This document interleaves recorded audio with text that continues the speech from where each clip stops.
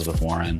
Just a few days ago, she announced that she's not going to take money from big donors. She's not going to go to fundraisers. She's not going to do call time. You've done those things. You are taking and have raised a lot of money from wealthy people. Is she making a mistake? My competitors can go with whatever strategy they like, but we're going to make sure that we have the resources to compete because we are going up against the sitting president of the United States. He has tremendous amounts of support and allies at his back. And we're not going to beat him with pocket change. Pocket change, huh? Well, that's what Pete Buttigieg said in front of some funky music on a Snapchat show about the hundreds of thousands of individual donors that have given to Elizabeth Warren specifically, because that's what the question was about. And yeah, the question wasn't about Bernie Sanders directly, but he has over 1 million individual donors.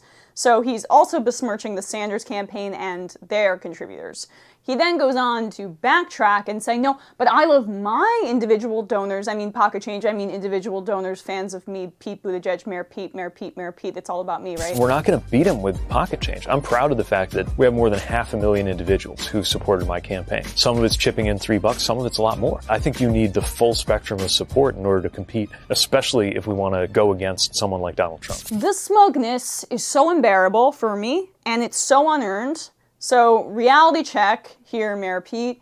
You're polling at an RCP average of 5.2%. Around that. Warren, she's over 23%, and Bernie's over 15%.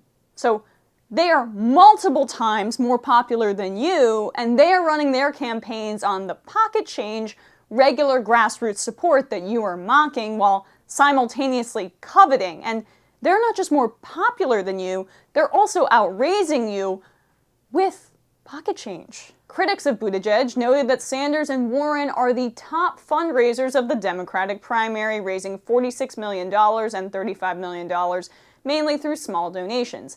The $32 million Buttigieg has raised is almost evenly split between small and large contributions, with 51% coming from large dollar donations. Yeah, and he's been doing more large dollar fundraisers recently, so that's more money than you, Mayor Pete, and they did it with pocket change.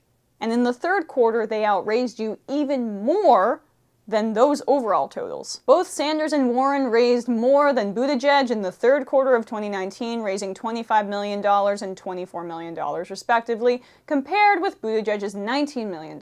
And Mayor Pete, as someone who can't get enough of that big donor money, you know what keeps coming? Pocket change. Pocket change.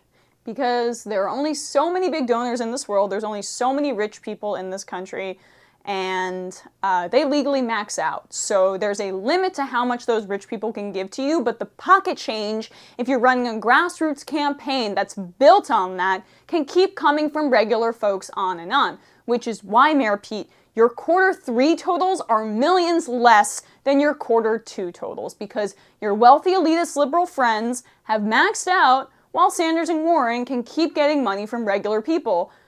Not people like this. Pete Buttigieg hangs with Leonardo DiCaprio, Paris Hilton, back in LA this weekend for fundraising, or the pricey, fancy schmancy $2,800 per ticket fundraiser you did in one of the wealthiest towns in Maryland. Or how about the Hamptons fundraiser with, there were JP Morgan executives there in attendance, I think. So it's really remarkable that someone polling so low can be so smug. And look, his transition to centrist Democrat has been long in the making. It's now complete because he doesn't really have a coherent ideology. It's just like liberals who fetishize intellect. And so he says big words and he can speak well, but what is he saying? Well, now he's trying to differentiate himself with what he's saying. He released his own Medicare for All Who Want It, which undercuts the entire integrity and notion of the system. That's his belief. He released an ad about it today. Fixing our system is critical. This is why over the next few months, I'm releasing a policy series that's going to address several aspects of our healthcare system from all angles. The centerpiece is Medicare for All Who Want It. Yeah, so he's received the most contributions of any Democrat in the race from the healthcare sector. Is there anything more to say there? I don't know. Except that he's polling underneath Sanders and Warren significantly, and they're outraising him significantly. So I'm surprised he had anything to say about the matter.